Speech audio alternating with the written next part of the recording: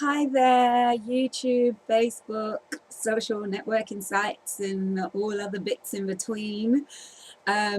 This is my second video, two bits, second video. So, yay me! I'm keeping up with this updating thing. This isn't a poetry video, so I'm not doing a poem for you guys, but it is about spoken word and poetry and whatever. So I've just come back from a couple's dinner where I did a spoken word engagement. I am not in a couple, I'm not married, still single out here, but you know, we're patiently waiting. I'm not going to talk about that right now, but I've just come back from a really lovely couple's dinner, and I was doing spoken word at this event. And when I was first given the commission to write for this event, I was just like, I'm not in a couple. I haven't been in a couple in a while. I don't really know what to write about marriage and stuff like that, because the title of the event was called Marital Wisdom. But actually, literally, when I was given the commission, it's one of the quickest poems I've ever written. It just came out. I don't even know where it came from.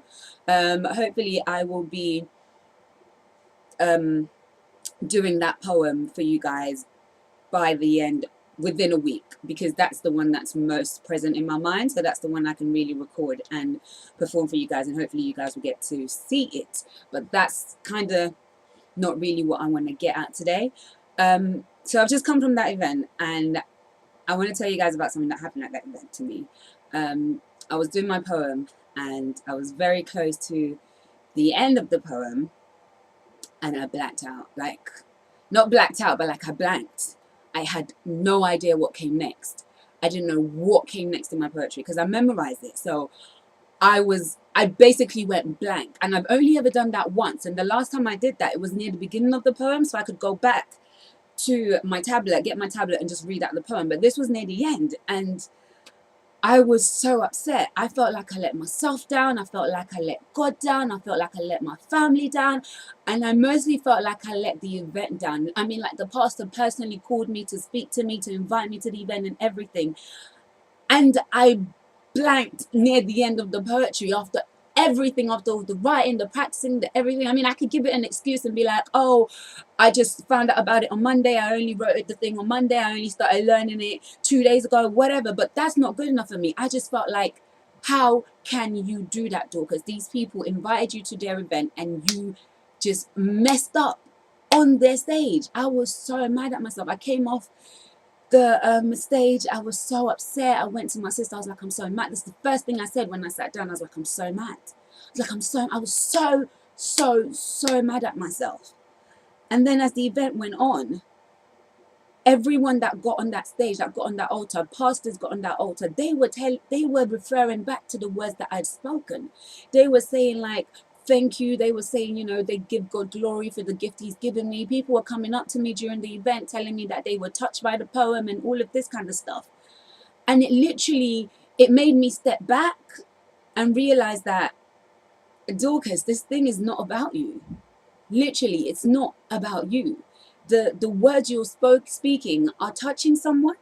Whether you mess up or not, it's not about you. And I was so shocked that even though I messed up and I felt so mad at myself and I felt like I'd let people down, they were still blessed. They were still touched.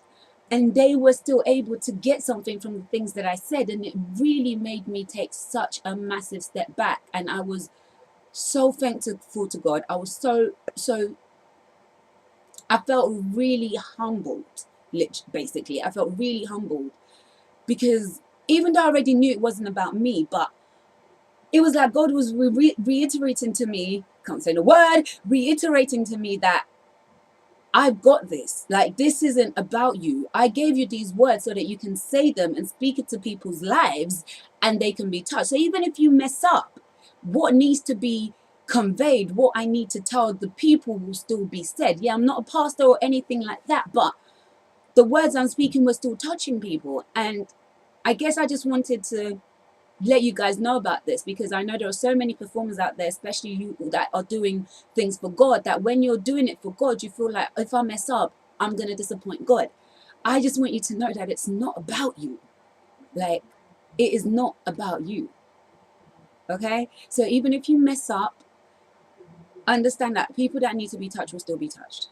People that God wants to touch, they will still be touched, because it's not about you. It's about him.